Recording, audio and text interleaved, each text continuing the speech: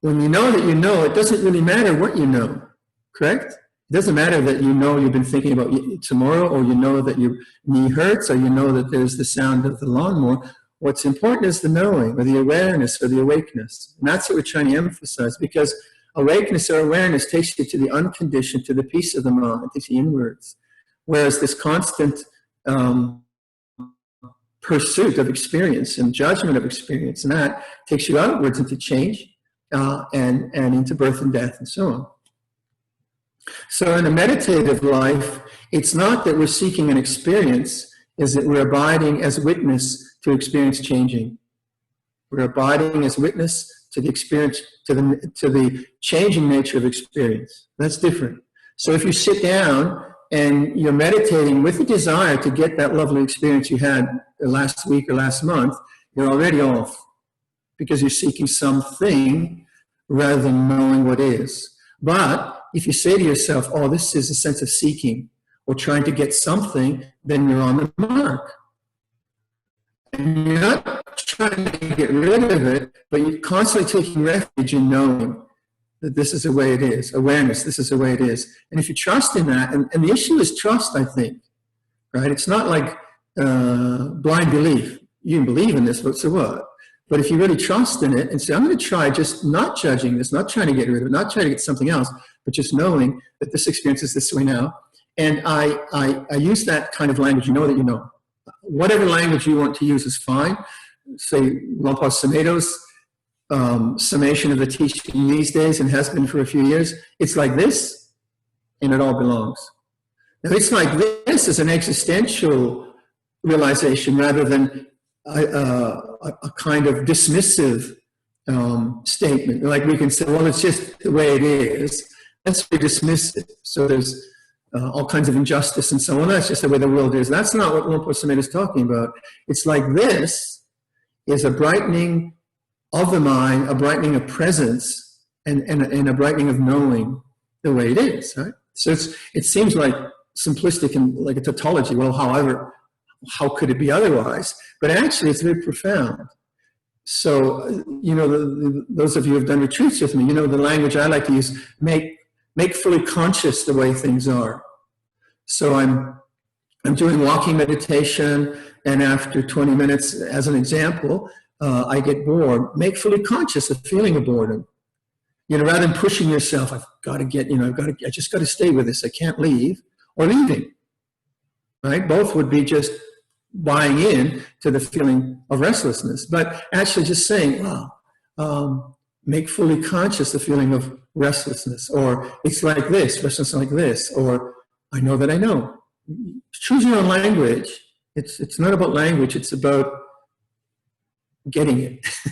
It's about right understanding. So right understanding is both an existential thing, but also it's experiential in terms of time and history, because once you get it more and more. You understand it more and more. You increase the capacity for abiding as the knowing. You have faith in it. You have understanding in it. So those are the themes that I think are I would say that they underlie any meditation you do. Because if you're doing a meditation, if we're doing some meditation with the desire to become or get rid of, this won't work. So that moment, you know that you know, then what happens in the next moment? This is what the observation needs to be about, the inquiry needs to be about. What happens in the next moment? And you see the next moment can often be a judgment about the thinking mind. Why am I thinking so much? Why do I keep thinking about that? Which is more thinking. Or, and that's a classic, isn't it? You know, you find yourself thinking, and then you start thinking about thinking. And then you're like, why am I thinking so much? So that doesn't work. So that happens because we are attached to analysis and doubt. We want to figure this thing out. But knowing or awakening, you don't figure it out, you remember it. So it's a remembering, not in terms of narrative memories, but in terms of present moment, of remembering the present moment. So that's the moment after you know that you know. What else happens? Well, quite often we will focus on our object of awareness with a desire to get rid of thought. And this won't work either because it's based on desire. and it's based on a subtle kind of aversion. So I then focus on the breath trying to suppress thought, and then I find that I'm actually thinking more. This is not uncommon, right? But if I get this idea, I know that I know now, it's like this. And just let that be there for a sec or two. What's it feel like? Just to know that you know, no matter what's going on. And then I pick up the object or the subject of awareness of meditation. I pick it up, and then I say, okay, I know that I know one in breath. I know that I know one out breath. Right? It doesn't matter what the breath is like. It's the knowing, the awareness, the presence. This is like that. And then if there's a lawnmower outside and I find that disturbing, oh, I know that this is a kind of disturbing sound. You could judge it, oh, I shouldn't be disturbed, or you could focus on the breath and not be disturbed, but all of that would not be awareness. You wouldn't know that actually, yeah, the mind is disturbed by sound. Oh, this is what a disturbance feels like. So all the objective experiences that you're having now are a part of your sense experience, and they're coming and going, coming and going, coming and going. And in a worldly way, yeah, you have to respond to them. If you smell smoke in your apartment, I hope you don't say, oh, it's like this, and your apartment burns down. Not a good idea. So the objective reality is there, and you have to take care of it. But I would say we don't know how to rest the mind. We know how to engage the mind. We know how to do stuff, to get stuff, and so on and so forth, and we can be very good at it. But how do you rest the mind? How do you disengage? Not disassociate, not get rid of, but how do you disengage the awareness from this attachment to sense experience? And that, I would say, is you know that you know. Now, what is the modus operandi of engagement? Is usually craving.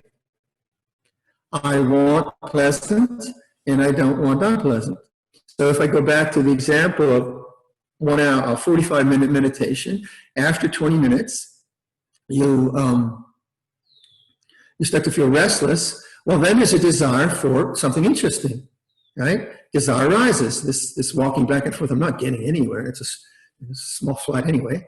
And so the desire arises because why? Because it's boring. This is boring or uninteresting. So then the mind, to deal with the disinterest, it seeks an object of interest, right? So then I even read a Dharma book, or I have a cup of tea. Not immoral, nothing wrong. But what you've done is you haven't taken refuge in knowing, you've taken refuge in disinterest. And the disinterest has led you to another experience. So the mind has no rest, because it's always engaging with the experience, getting the pleasant, getting rid of the unpleasant. But now, let's say you make a determination, a 45-minute walk, and then you observe. And then after 20 minutes, you feel restless. And then you have enough awareness to say, oh, restlessness is like this. Then you're with the problem of dukkha. You're with the problem of bearing with the unpleasant. Now, it's not like having cancer, fortunately, but it's still unpleasant. It still feels unpleasant. And the desire mind wants to go with that. It wants to run with it, to look at Netflix or whatever one finds entertaining. But now you're looking at desire itself, the desire to have the pleasant or the interesting as opposed to the unpleasant or the boring. Now, awareness is desirelessness. Awareness itself is desirelessness. And that is the pathway to the unconditioned, to nibbana, to freedom, to peace. Whereas the movement outwards to objects is necessary, and we do it, we eat food, and that's nothing wrong. But there is this other place of peace in the heart that we miss if we're always just out into the objective world. So now, because we have this kind of controlled little experiment, you're walking back and forth, 45-minute walk, 20 minutes, you start to feel restless. Okay, what's the desire? Oh, desire feels like this. Desire not to do this feels like this. So you're establishing desirelessness by knowing desire. You know desire is an object, desirelessness, awareness, and if you keep doing that, the desire ceases.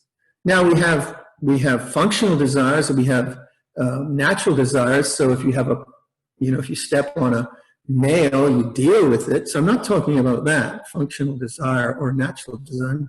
I'm just talking about this existential problem we have. Are we going out into objects and seeking our resolution of our discontents outwards. So now you feel restless, and rather than fix it, you just think, oh, restlessness is like, desire is like this. I don't want to do this. What does I don't want to do this actually feel like? And that's awareness. It's not saying that you should like it or not, and you're not just determined. And so by doing that, you're now challenging desire. Because what we're seeking, we're not seeking, when we find happiness, we think it's the object, and then we want to buy another one or have another one. But actually, I should think what we're seeking is desirelessness itself, the end of desire. And you can't find that in objects, because objects, sense experiences, people, and so on are always changing. You know that. So to really kind of resolution of the heart, to rest the heart, we have to see unfulfilled desire as an object. As we see it as an object, as something that's there, it arises and ceases, we see, well, actually, that knowing, that awareness is always there. It's always peaceful. And now we see, oh, okay, it's about staying home or not attaching to this changing sense experience. Now, a bit of restlessness in a walking or sitting meditation, that's a piece of cake. That's quite easy to do. But it's a trivial example, but it's the same thing we have to do with all kinds of negative emotions, negative physical experiences, and so on, that we have to bear witness to the unpleasant. And when you bear witness to the unpleasant, you're very much going against the whole sense of becoming and the whole sense of attachment to desire. Desire is not wrong. Desire is necessary. I mean, like, who would eat food if it didn't taste good? It's so boring. Chew, chew, chew, chew, chew. But so we do that. But so it's not it's not a judgment against desire. It's just saying that desire is limited, right? But the liberation of the heart is to realize the unlimited.